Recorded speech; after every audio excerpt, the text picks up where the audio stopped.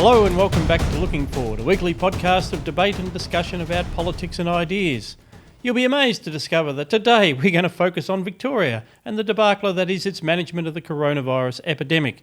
We're going to be talking about the roadmap that looks like a road to nowhere, the arrest of a pregnant mother in her own kitchen by a couple of burly Victoria police officers for the crime of incitement, and we'll talk about that.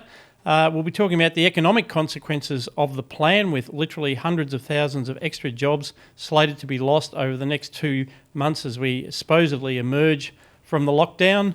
We'll also be talking about the police surveillance going on in Victoria, and finally a bit of a window into the media manipulation that's going on, the role of the media generally, but also the Victorian Premier Dan Andrews and the way he and his supporters are using the media to shut down debate and push their very particular view of the pandemic and how it should be managed. To discuss this and more, I'm joined by my IPA colleague, Andrew Bushnell. Cheers, Scott. Andrew, it's great in every sense of the word to actually have you in the studio.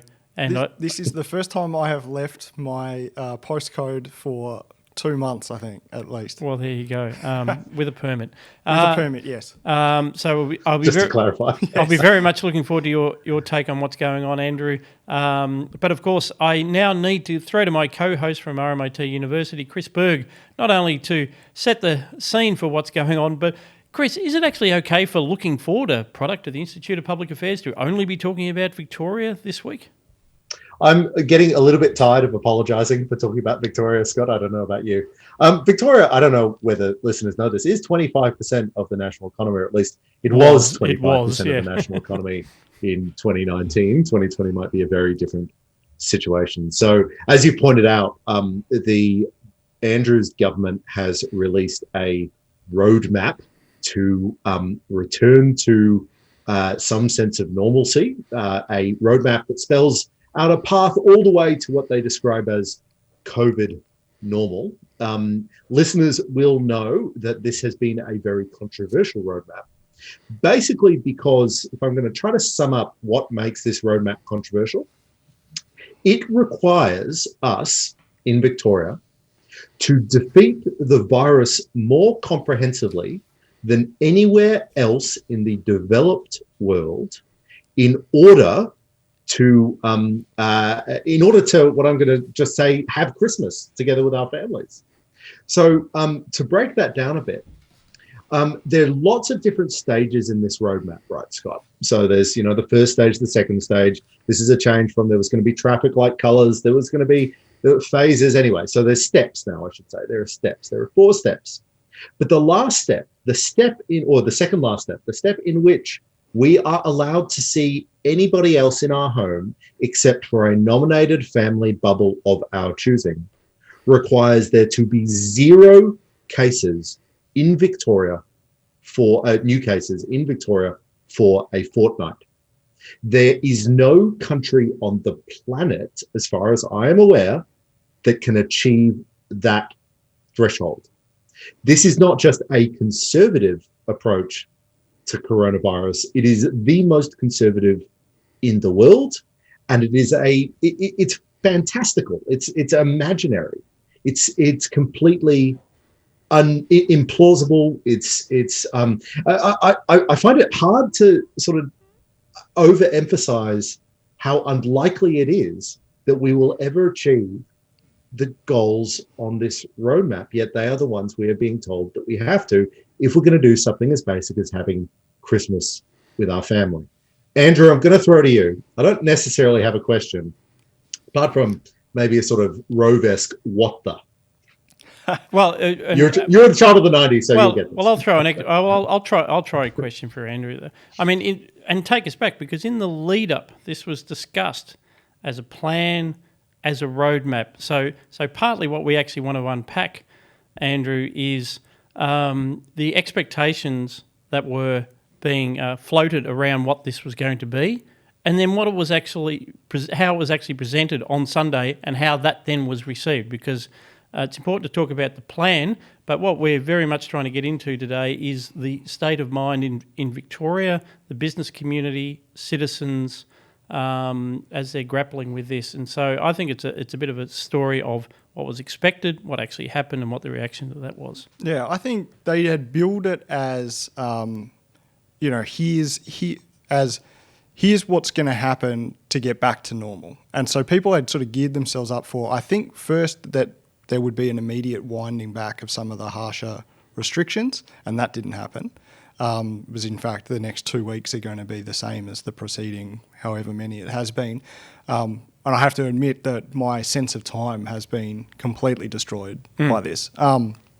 The passage of time just does not track with me anymore at all. But because every day is the same. But I think I thought I'm glad you can make it for the recording time though. Thank you. I have to say I thought that any certainty is better than no certainty. So even a plan that was vague or made up would have some positive effect. And when I went to pick up my son from childcare the other day, we're allowed to use childcare on days where my wife is working at the hospital. And I was having a chat with the staff there, and they seemed to be in that mindset that it was good that at least a plan existed. And I'm not sure how many people scratched below that surface, but anyone who did quickly found out exactly what Chris said, that these thresholds are going to be almost impossible to hit, that Christmas with your family is off the cards. The idea that we'll be in a stadium, I mean, Melburnians go on about this a bit, but like we have lost a pretty big part of the culture that knits together this society, which is the ritual of the football season. We're going to lose the test match. So it's things like this, just the ordinary markers of what normal life in Melbourne would be. If you look at these thresholds, as Chris said, we're not getting back to normal anytime soon. And so I think that initial feeling, and I even had it, I was like, well, at least they've decided to put some numbers around it. And then as soon as I read what the numbers were, that little boost of happiness that you get from certainty, which is, I think, the commodity that has been really lacking over the last 6 months, is any kind of certainty. And just on that, just while I'm saying that, why they couldn't have come out with a plan like this. If this was the plan, right, and if it was based on modelling that is now, there's now epidemiologists are going through saying, well, this is a little bit shoddy work. Well, why didn't they come out with a plan months ago? I mean, if it was going to be this shoddy. But anyway, any kind of certainty would give you a boost, but as I say, the boost doesn't last long. Yeah, so when you look at it. So it's it comes. Sorry to interrupt. It just comes back to.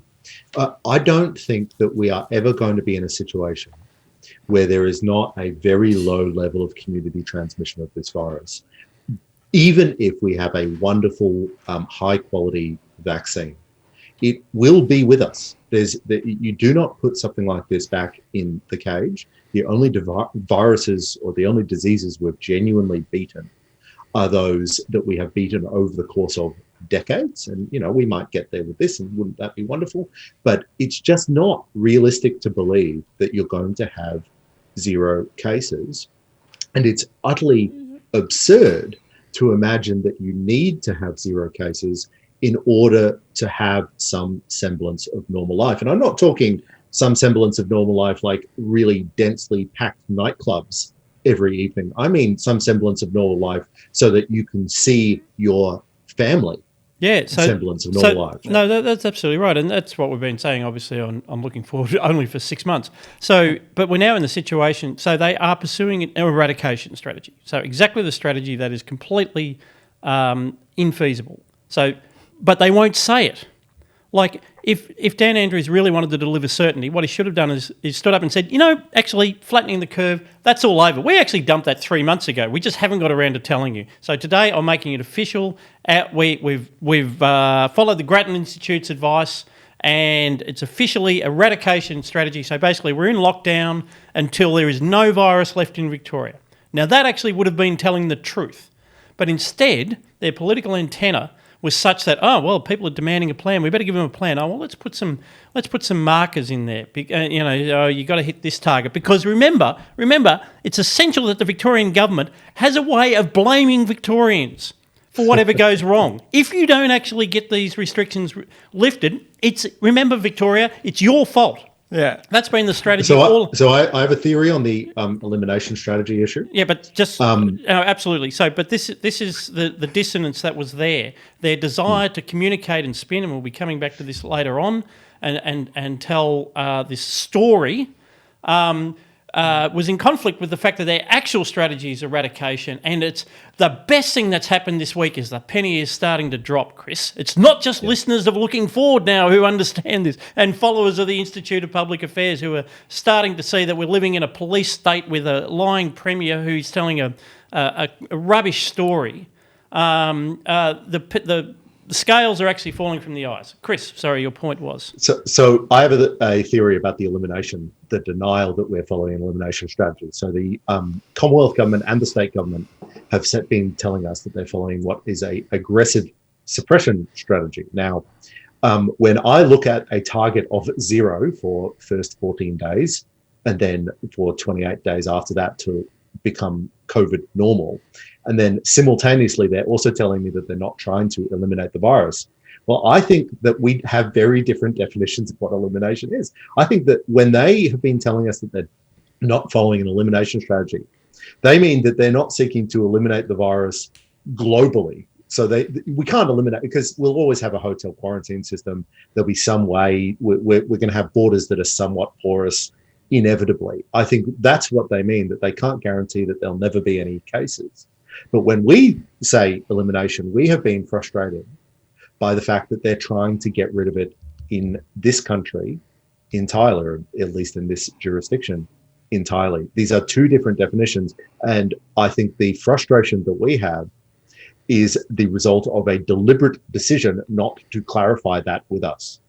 They don't want to point that out. And hence this dancing around that we've been dealing with. Yeah. And then they turn for now 6 months. And then they turn around and they say, "Oh, where do conspiracy theories come from?" And it's like, well, they come from, one, your rampant dishonesty, and two, the fact that, and this should never be forgotten, what is happening in Victoria is entirely the product of government negligence, entirely their fault. They did this. That's what happened. They mismanaged the hotel quarantine system. Now the country is stuffed. That's what happened. So let's not forget that. And no one's head rolled for that. So where do conspiracy theories come from? Well, you've lied to us for 6 months, and then, having stuffed it up, no one was held to account. So why wouldn't you start to believe the worst about people's motives? Why are they pursuing this strategy instead of other strategies that are being pursued in similar jurisdictions around the world? Why have we got the harshest one? And now I am not inclined to impute that necessarily ill intent, that they are actually trying to establish a dictatorship or something. But if they're wondering why it is that opposition to this often comes couched in, well, I would say often is probably an exaggeration, but sometimes comes couched in a kind of conspiratorial undertone, then the answer is simply their own behaviour gives everyone reason to be suspicious. I mean, frankly, that's the truth. In my view, I just think that their dishonesty and lack of accountability has shattered people's confidence, not only in this government, but perhaps over time it will shatter people's confidence in government itself. And that's what we saw with the police overreaction. Yeah, so, and what we've seen is an overlap in two very particular types of organised lying. The first type is common or garden variety political lying, which is where you're never held to account and there's always a reason why it's somebody else's fault. In this case, the people of Victoria. Yeah, it's always very their convenient fault. Villain. Yeah, and there were hotel security guards who were untrained and didn't follow procedures, who were hired by somebody, but we don't know exactly who. And I've apologised for that. And by the way, there's an inquiry going. So there's common or garden variety political lying going on. But then the other thing is the public health profession, which has been dominating this.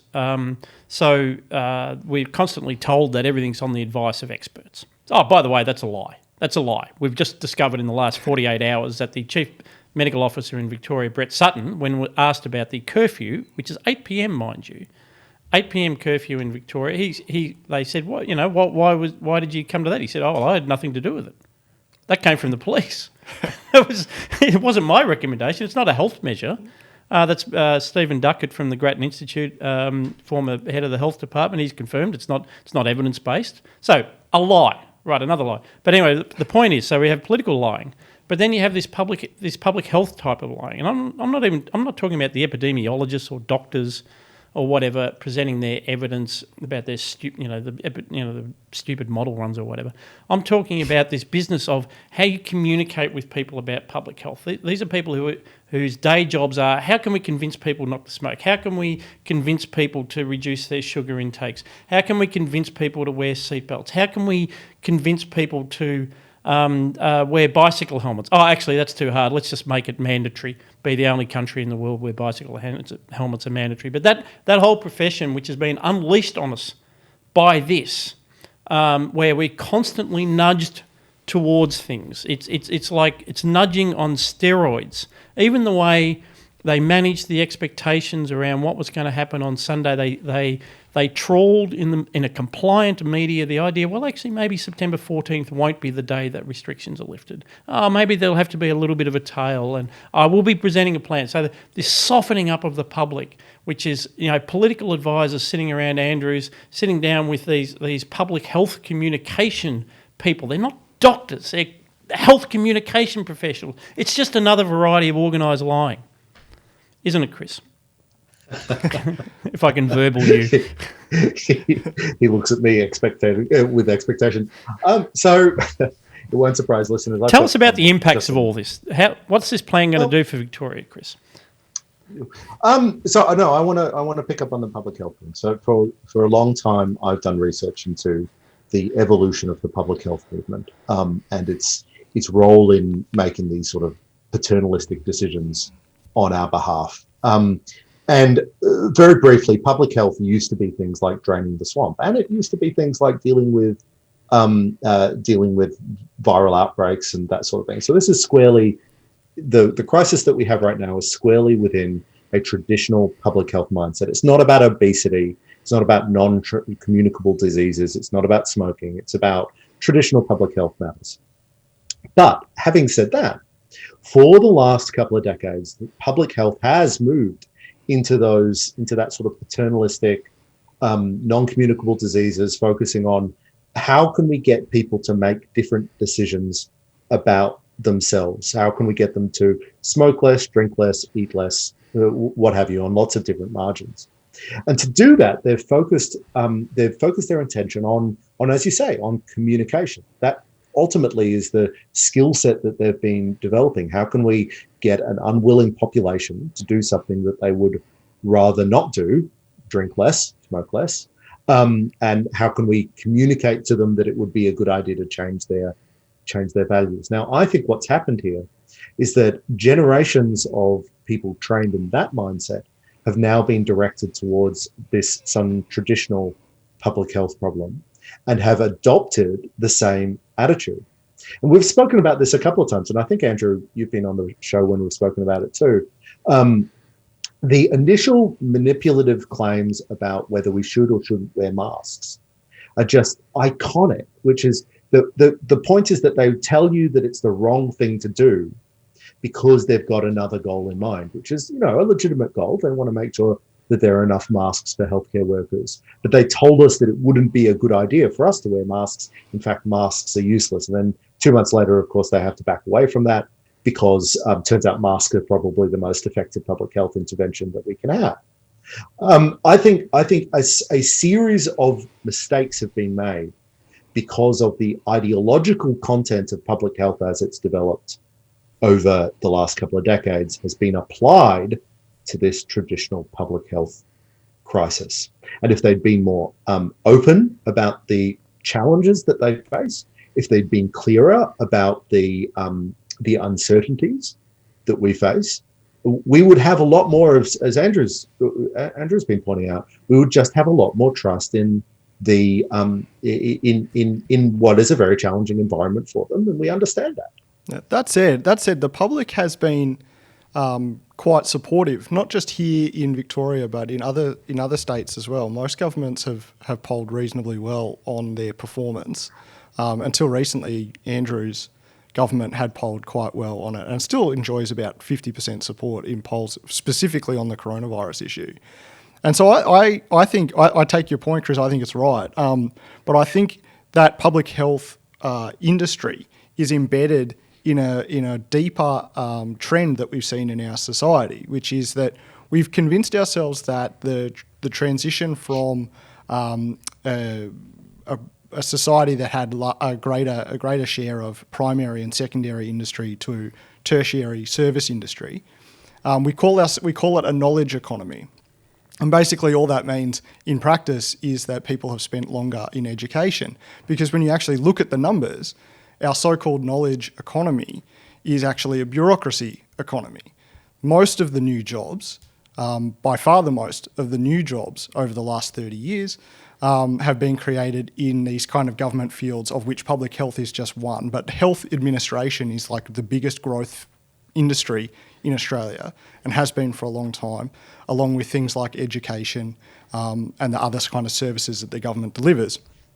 And the point that I want to make about that is that basically you have a huge section of the population. It's about 28% of all jobs are just in those kind of delivering those kind of government services, plus a lot of the other knowledge economy jobs that are, accountants and HR managers and all of these people embedded in big companies that basically what they do is enforce government regulation. That's effectively what their specialty is. So you have this huge section of the population that is inclined to believe that government regulation, government policy, government action is reasonable because it's created by people like them, it's implemented by people like them, they've all gone through the same process of education, which they're inclined to believe leads them to being reasonable people.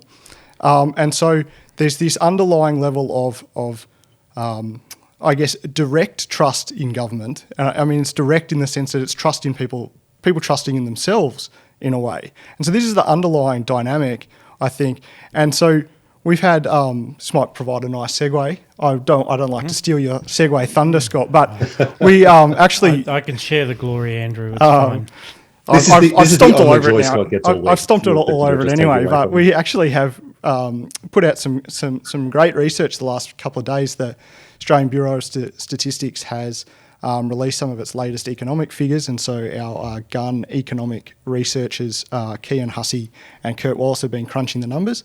And in particular, I'd like to just draw attention to this one today, because it gets directly to the point that I was making just now, which is that, as Kian points out, Australia's recession, and the recovery coming out of it is developing, or has developed, a K shape, which is that there's one part of the economy that's going up and another part that's going down. And the divide is basically who's in the public sector. They're going up. They've never been stronger.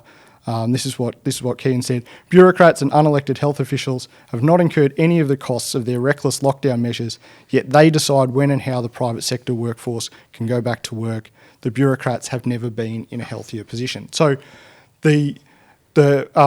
and I think that's just a terrific piece of analysis, and it gets at this. I think at what you're getting at too, Chris, is that there's this segment, I guess, of the population that has an interest in the way government delivers its services, but also the way it talks about those services and how we think about those services as reasonable or otherwise. Yeah, the other thing about it, and Chris, actually then going back to the inside, so in this business of risk communication, to the extent that there is an evidence base for the sort of things that public health communication professionals worry about, they talk about things like the way people perceive risk, because ultimately all public health communication is either about there is a serious risk that you're not taking seriously, or there's actually a low-level risk that you're taking too seriously. And your communication interventions are always addressed to remedy those things and to bring them into line one way or another. What's actually happening here is that the foundation on which we've built is this. It is a misperception of risk, but it's in the opposite direction. So coronavirus is really shitty. You don't want to get it. I'm not going to argue about that. I'm not, you'd rather not have it, all other things being equal. But all the studies of, if you ask Americans how many people they think have been really sick with coronavirus, I think it's like 10-20% of the population. There's the orders of magnitude all over, and this happens all over the world. Orders of magnitude overestimates of the incidence of coronavirus, the proportion of people who get sick, the proportion of people who die. We have the media plays a role in what's called the social amplification of risk. We have this obsessional focus on the hardest cases that just scares the shit out of people. And that's still the case for a big majority of the Victorian population. A lot of the Dan bots that we see on social media, a lot of it's manipulation, but a lot of it's people who are genuinely just terrified of what coronavirus could do if we let it rip. But instead of addressing those fears, think of the mental health impacts of just having a terrified population, quite apart from, and then piling on top of that isolation and everything else. In Victoria, instead of actually trying to get people to have a reasonable view of the risks that we're trying to manage collectively as a society, they have an advertising campaign to make people more scared. They thought that the way to deal with what they thought was complacency, which is people just being constantly told, no, you can't do that, no, you can't leave your house. They thought the way to do that was to have an advertising campaign to focus on the 1% of the 1% of the 1%, the people who actually got terribly, terribly sick and have had lingering effects that have lasted for some months, in a way that many, many diseases have lingering effects that last for some months. So they actually filmed that and put it on TV just to make sure that if you weren't already shit scared, you were definitely going to be shit scared after that. So how dare they talk about public health communication based on understanding of risk when they're actually exacerbating the exact phenomena, the social amplification of risk? That's part of the problem. So But to be fair to them, they're also running the Are You OK campaign. So, well, thanks, Dan. I am okay. Yeah. Great. Isn't this a hard conversation to have? Because a assessment of the risks of COVID-19 is very, very quickly dismissed as, you're callous, you want grandparents to die or something horrifying like that.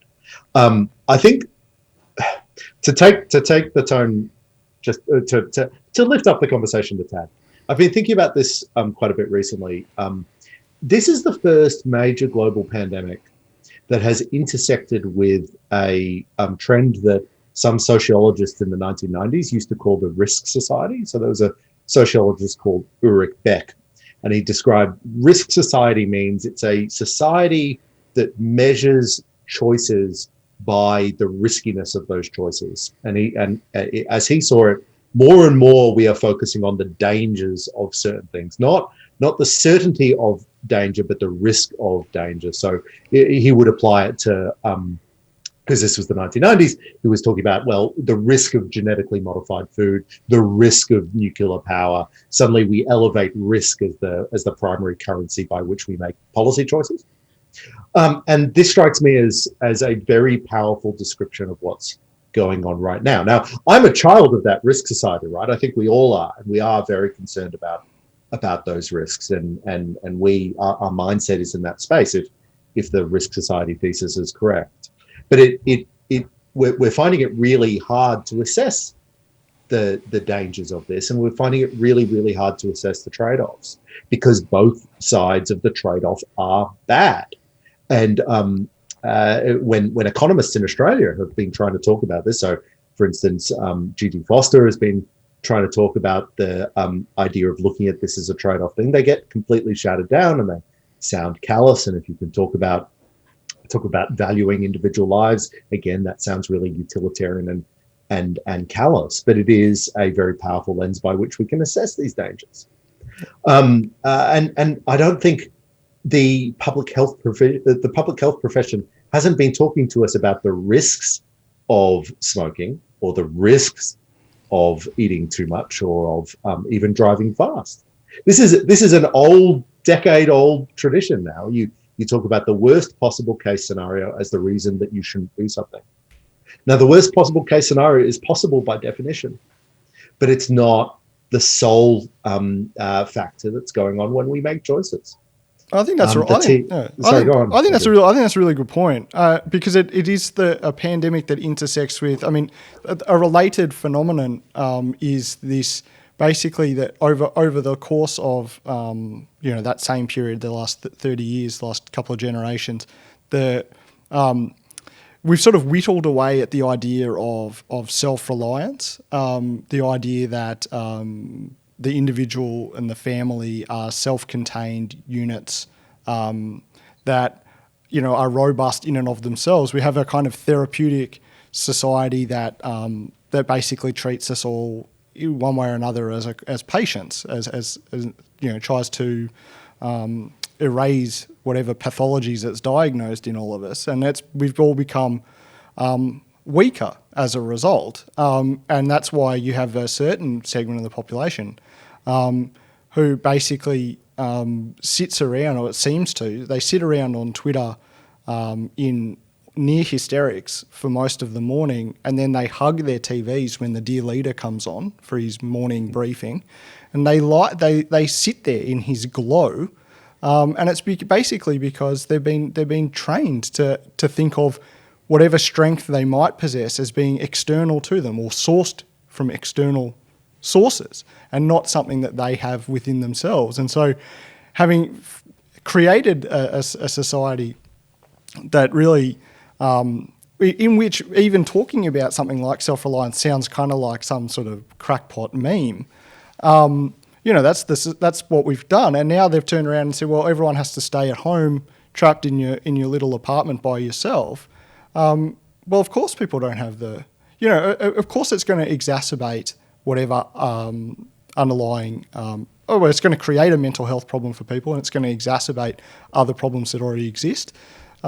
Basically because having whittled away at the resources for dealing with hardship, the government has now created a massive hardship and blames people for not dealing with it. I mean, the horrible thing is that, I've talked about it in the most abstract sense. These changing attitudes to risk that are decades, if not a century old, have ended up being that. So, the three of us on this podcast are in curfew right now. We're subject to a curfew that doesn't have very clear public health basis, as Scott, you've mentioned, the government has admitted.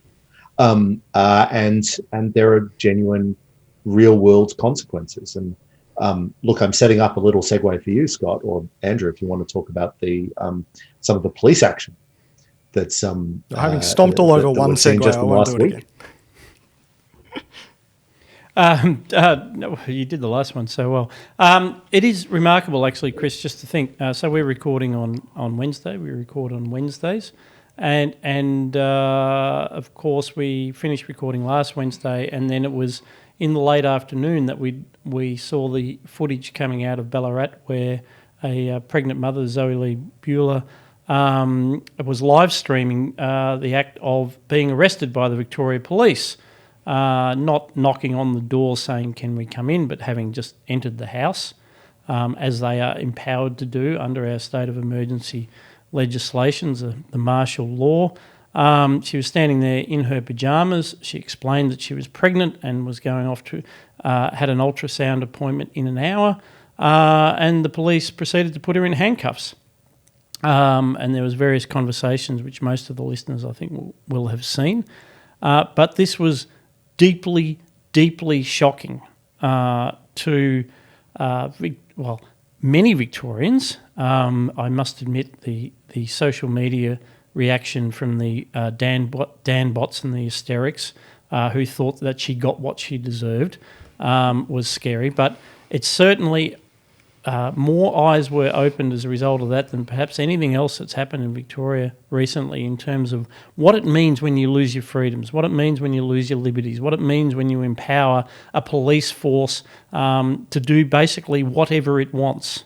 So that was a heck of a day, and a lot more debates opened up since then, Andrew. And basically marching into your home to arrest you in front of your children for something you have said that contravenes supposedly what may not even be you may not have even committed a crime. The crime is incitement, but what Zoe Lee Buhler is accused of inciting is the breaching of a health regulation, which is unlawful behaviour, but is not a crime as such. And so I think that's...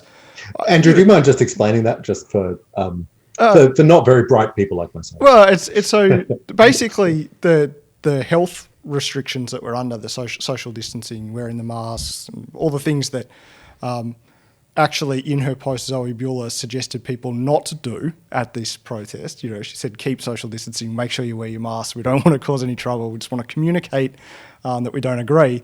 But anyway, that notwithstanding, there is at least an argument that I have heard that that this is actually quite a novel reading of the crime of incitement,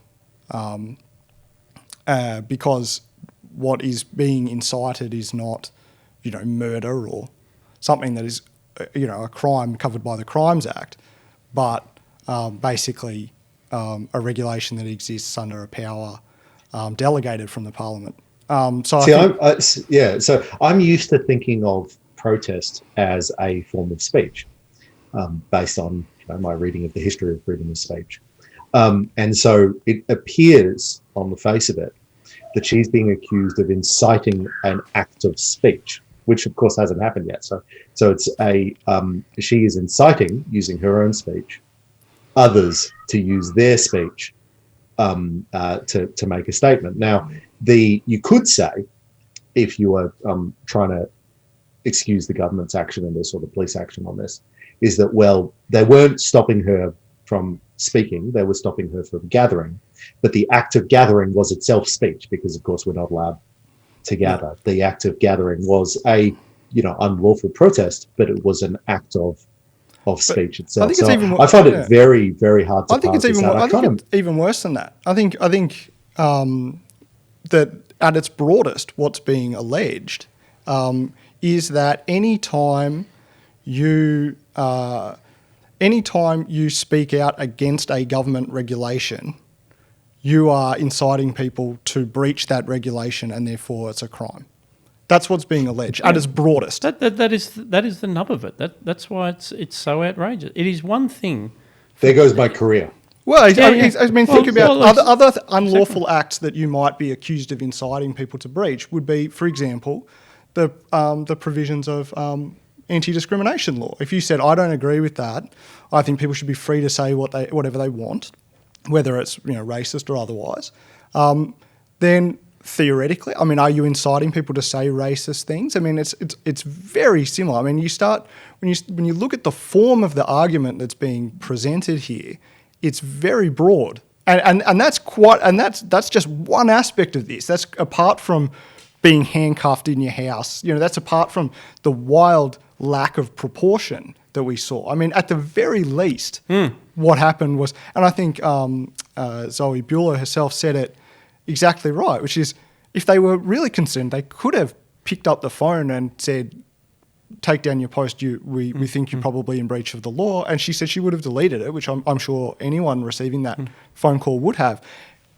And that would be, even if we accepted the legitimacy of the whole thing, that would be a proportionate way to deal with it. But that's not what happened. So there's multiple things going on here. It depends. Is the problem here that, just to step back a bit, is the problem here that the situation is out of control?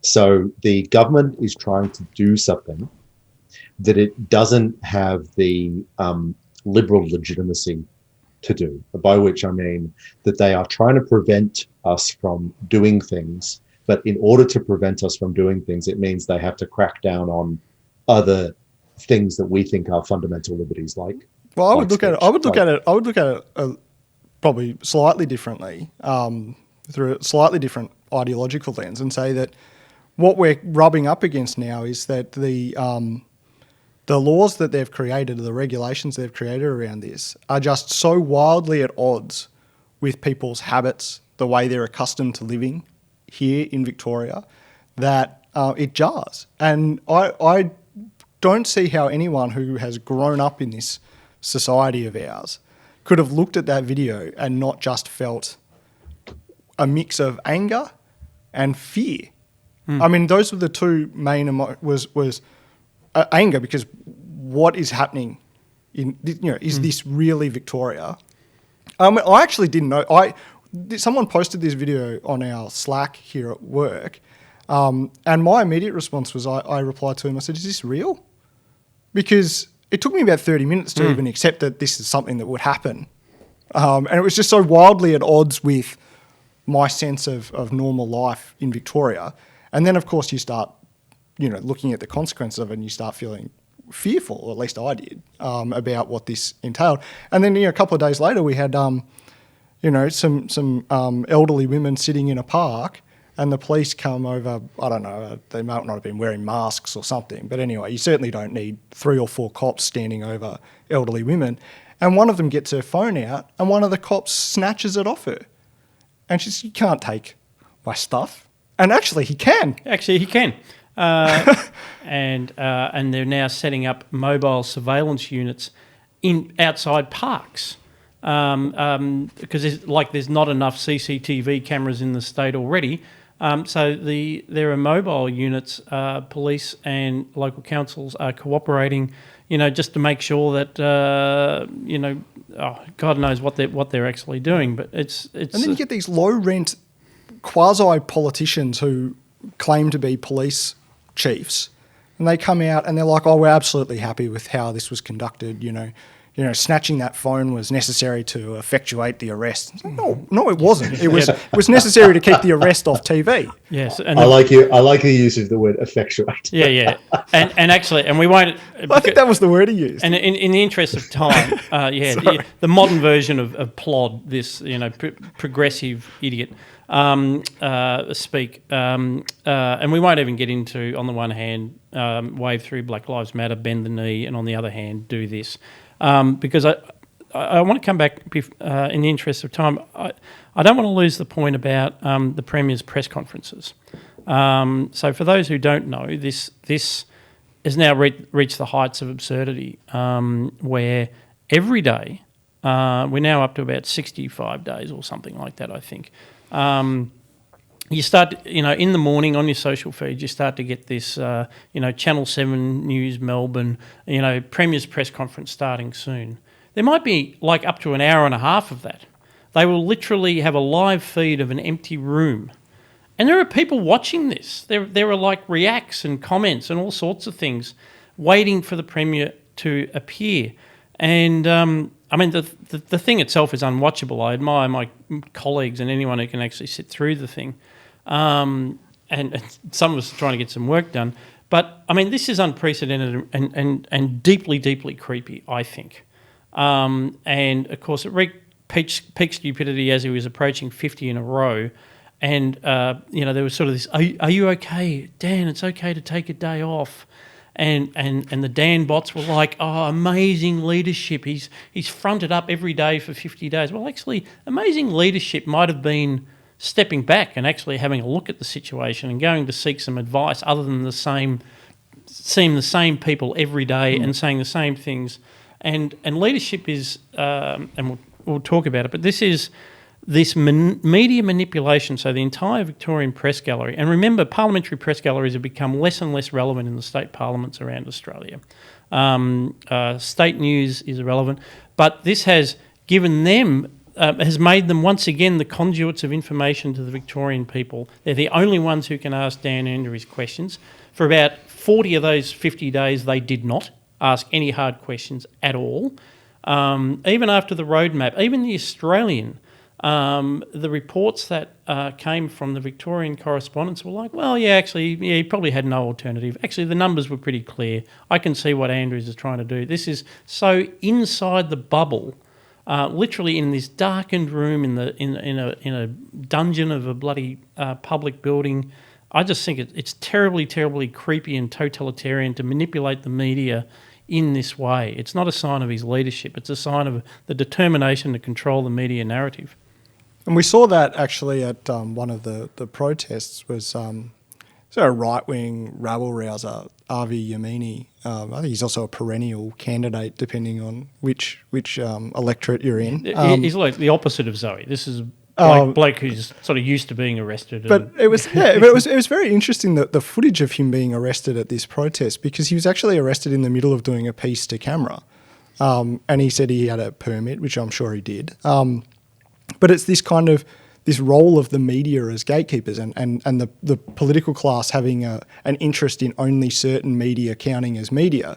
And of course, over the last 25 years, what we've found out is that media gatekeeping is the stupidest of all of the gatekeeping that we have in our society because whereas something like the public health profession, like an epidemiologist actually has some sort of credential, some sort of training that you and I don't have. But this is not true, right? There's no difference between your average punter going down to a rally to record a video and what the media do, right? It's not special. Yeah. It's not special. It shouldn't be treated as special. And yet it has to be treated as special if you are going to do what Dan Andrews and the political class want to do, which is control the flow. So what we actually saw was the only decent interview that, in terms of actually asking the Premier some hard questions, came from the former AFL footballer Luke Darcy on radio. So no one from the press gallery was going to ask him any tough questions. And that makes Darcy a class traitor as well, by the way, because the AFL is so deeply in bed with this government. And you can basically hear Eddie Maguire sort of spluttering in the background. But don't go too hard. This is Dan Andrews. He'll never come back on our show. Yeah, and Eddie Maguire, whose brother is a long-time Labor MP. But the Darcy was, and he's never that interesting on a football broadcast. Never. But he was very good. He'd come with his facts and he was like, Premier, I'm astounded to hear you say it wasn't even a 50-50 decision. There's just been this study done in the Lancet suggesting that extreme lockdowns have the opposite effect and do not work. So we can debate all this, but the point is these are propositions that are not being put anywhere else. Actual questions. Actual questions. And went in hard and talked about the mental health impacts. Whereas you have these... now, you want to see Stockholm Syndrome, think of the Victorian Parliamentary Press Gallery. But I think these Dan Andrews press conferences are actually doing us all a very bad disservice, because he's well praised for, he spoke for 2 hours on Sunday, right? And he's well praised for just, he will stand there until they He'll be at Castro-length by the end of this. It'll be 24 hours of just sweat pouring off. What he ends up talking about is the specific details of the rules that he's introducing. The very specific, so what is the nature of the singles bubble? Can the other person in the singles bubble, do they have to be single themselves? All this sort of stuff. And I understand that's important, right? Because, we're all in Victoria and we feel that we need to know, well, what are we legally allowed to do tomorrow? Or what are we legally allowed to do in a month or so? But it doesn't get us much further to understanding the reasoning behind these decisions, which is why, in fact, we're acting like the curfew thing is a surprise this week. It wasn't. In fact, the chief medical officer had said some weeks ago that the curfew was not necessarily a public health measure. And Scott, I remember us having this conversation on this podcast. Oh, it's like Andrew says, mate. You lose track. You lose track of time. We had the conversation on this podcast. I made the point. This is like that a lot of these rules. This is like living in a Christopher Nolan movie. Just time folding in on itself. Yeah. It just keeps going. We had the conversation on this podcast that my assessment of the rules was that a lot of those rules weren't about public health. They were about trying to make it easier for the cops to enforce the previous set of rules. In fact, that is the story of stage 4. That is why we are in stage 4, because in the police's assessment, the assessment of Victoria Police, they found it really hard to enforce some of the stage 3 rules. Now, at the start of stage 4, the government was actually pretty open about that. But again, to your point, that we're all now living in a fishbowl and we can't remember anything that happened 7 seconds ago because we're not sure whether it was 7 years ago or not. All this stuff just gets a life of its own, which is why I think we're in the situation we are today. I think the government has backed itself into a corner. They have they've made multiple open errors that they apologize for on the stand every single day. Quarantine is one of them, or the failure of hotel quarantine is one of them. The failure of contact tracing is the other one. Which they denied was a problem, have never apologised for. But yeah, now maybe we'll do something about it and we'll go to New South Wales. I remember reading these reports in April or so that we had one of the world's best contact tracing teams. We had thousands of staff ready to contact trace every person. Turns out that was a disaster, and they're only now getting around to setting it up. They finally gave Salesforce a call or something. I just don't. I think this is going to be a episode that marks all of us, and we are going to debate it forever. But there's no world in which we could conclude that the government made the right decisions at the tail end of the pandemic. Again, I understand the uncertainty of March. I understand the hard decisions in March. We are not in March anymore. Yeah, contact tracing, actually, their latest excuse, the Premier actually said, oh yeah, Salesforce did approach us, but that was in March and we had a lot on. Yes, they did. And I can appreciate a little bit of overload in March. Like, I could almost be sympathetic. But April, May, June, while the other states were getting Salesforce integrated into their contact tracing regimes, the IPA can manage to install Salesforce, but the Victorian government, all these thousands of... these 2-hour press conferences, the materials don't write themselves. Oh, and by the way, this is actually... No Premier. The state was not overloaded in March. You were overloaded. Because this is all the chickens coming home to roost. He's centralised all decision-making authority with himself.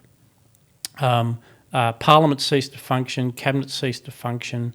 There's not even a variety of health advice. On that, like I know sort of secondhand from people who are around the place that so Andrews has about 100 staff for himself. So the Premier has about 100 staff, and all cabinet submissions, cab subs as they're called, everything that gets developed for cabinet has to go through the Premier's office. And he's got basically an unprecedented level of interest in everything that the bureaucracy does. And that's not a great model. That might be a peacetime model, but this is, they keep saying we're at a war with the virus.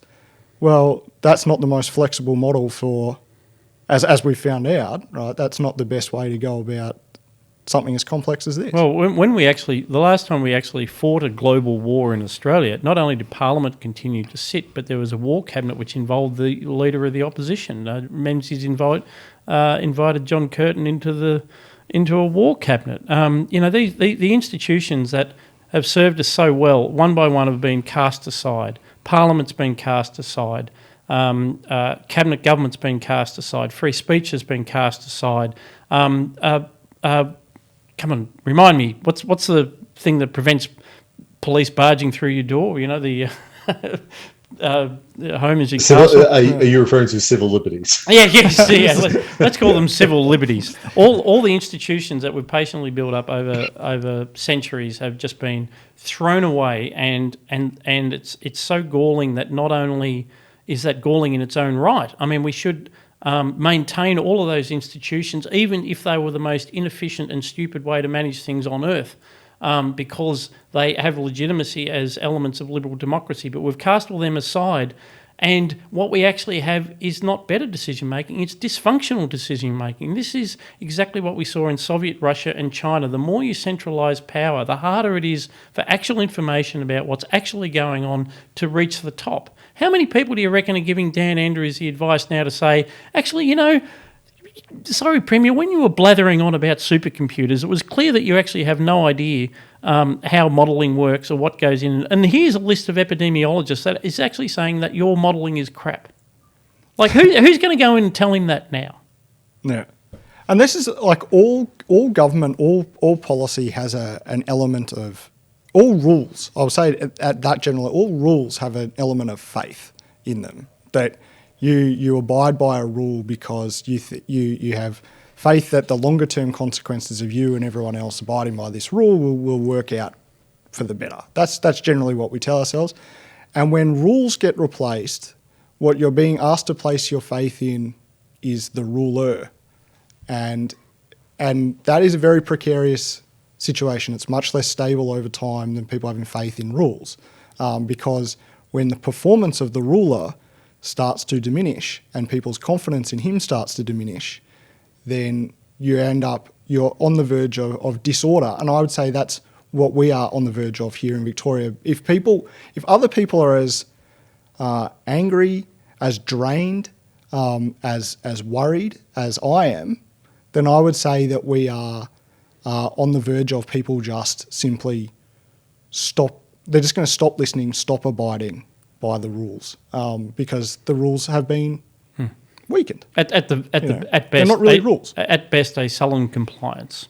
Yeah, and that's it is where, for our audience who aren't in Victoria, there is something very oddly psychologically wearing about this situation. Even if, like me, I'll say this as on a personal note, even if, like me, you're one of the very lucky people who's been able to continue his work from home and been able to continue to provide for his family, there's something very wearing about knowing how limited your horizons are in an artificial way, that there's someone out there that is, to a large extent, in control of your circumstances. And I can't imagine how that feeling is when it's compounded with worry for your livelihood, your family, and everything else. The people who haven't been able to visit sick relatives in hospital, people who've missed the last few moments with their dying parents, things like that.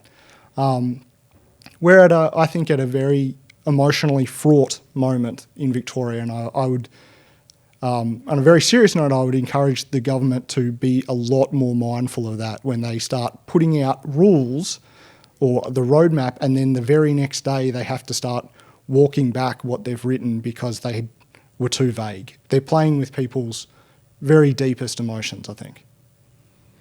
Indeed.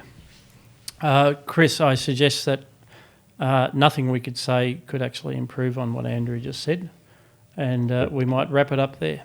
And just briefly on that really, really happy note. Oh, I'm sorry. It is very hard to keep. No, it's very well. And you see, when we put out the social media of this, it's all us smiling and everything. Yeah. So you do have to laugh. I was on a podcast the other day talking about a new book, which I can talk about in due course. But it was with the Cato Institute, and they at the end of it asked me, so you're in Australia, and so tell us, what sort of policies do you think Australia has done that we could adopt here in the United States? And I just burst out laughing, and I said, look, mate, we are in absolute lockdown right now. Do not ask me what policies we can export. I don't want that on my conscience. Yeah. Well, this is our psychological warfare. How to destroy other countries' economies. Chris, shall we go through the motions of on going through what we've been watching, reading, and listening to? That's a great build-up. So it's right. So as we've discussed many times, my cultural consumption has been devolving over the last couple of months. So I've been watching. You'd be devastated that the Schitts Creek, Kardashians are wrapping up after 14 years. Which is the Netflix family comedy, I guess, about a family, a very wealthy family that is defrauded their money and is sent to live, or find out the only place that they can live is in a motel in a country town called Schitts Creek that they purchased as a joke some years ago and had forgotten. It was the only thing that that hadn't been taken from them because it was viewed to be worthless or something along those lines. Anyway, so this is a bit of a cult hit now. The thing that you have to know about this show is that it is not good to start. It is actually significantly worse initially and builds up, not as a comedy, but as actually quite an affecting family drama in its later seasons. And the recommendation is watch the first episode so that you get the sort of theme of it. You understand the basic plot points and who the characters are, and then skip to the second season. Look, it's not a masterpiece. It's not the sort of thing that we're going to be talking about for years to serious, come. Chris, Right that now, a show called Schitts Creek is not a masterpiece? Like, no, I hate to break it to you. I'm shocked. It's not the artwork that you might be looking for, but I don't think, to be honest, again, we're in Melbourne. I don't think anybody here is looking for anything more than fluff. We all had these grand plans about what we were going to do in lockdown number 2, and I'm just watching cheap Netflix family comedies. Yeah, I know exactly the feeling. After when I finish writing later at night, I sometimes watch like old Law and Order episodes, things like that, because you want something really. You want something dumb. And speaking of which, I also have a comedy. I haven't been watching that much consistently. I actually struggled for a pick, but I did watch. It's on Foxtel. The Righteous Gemstones, which is a weird title, but it's the gemstone is the family name. It's about John Goodman plays. He's like one of these televangelist preachers in the United States, in the southern United States, and he's got his idiot, degenerate family who are wrecking the whole family business.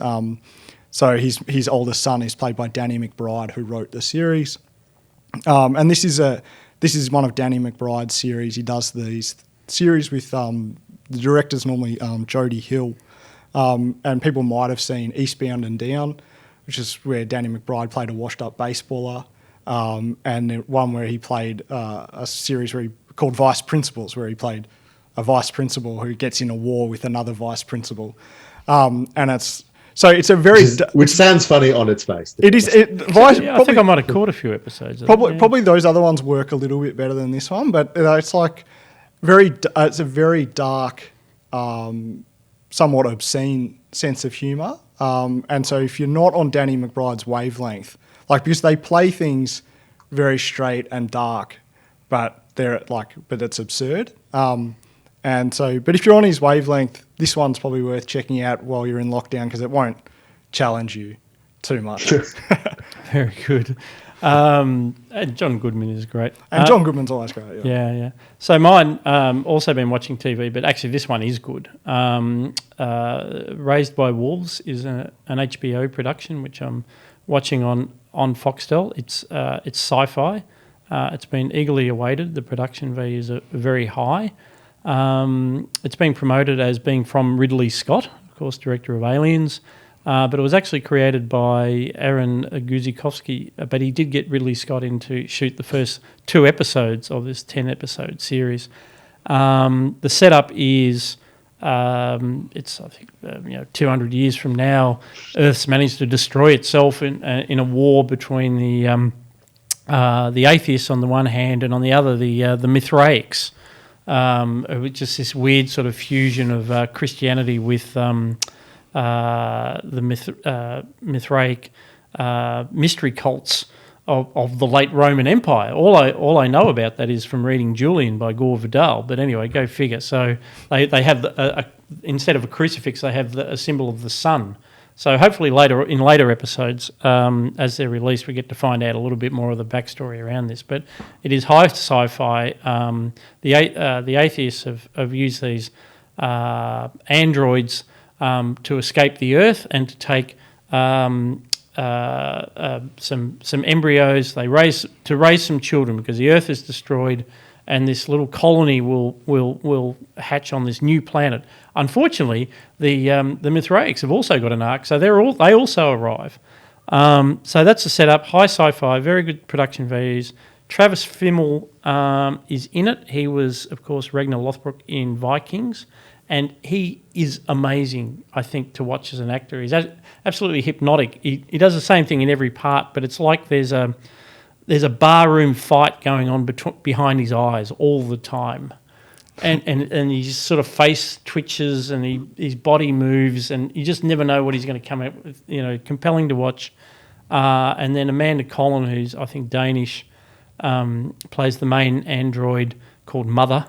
Not always maternal, but again she's doing that acting trick of acting as a robot, trying to impersonate a human, and getting into that uncanny territory, and she does it very, very well. So this is got 8.6 on IMDb. So if you get a chance to watch Raised by Wolves, that is definitely escapist. Not many laughs. Not many laughs. But I think on behalf of all the movie nerds out there, I will just say Ridley Scott did Alien and James Cameron did Aliens. So Thank you for that. Okay. Chuck that out there for them. Because, anal. What's the word I'm looking for? We wouldn't want lettuce. We wouldn't want lettuce.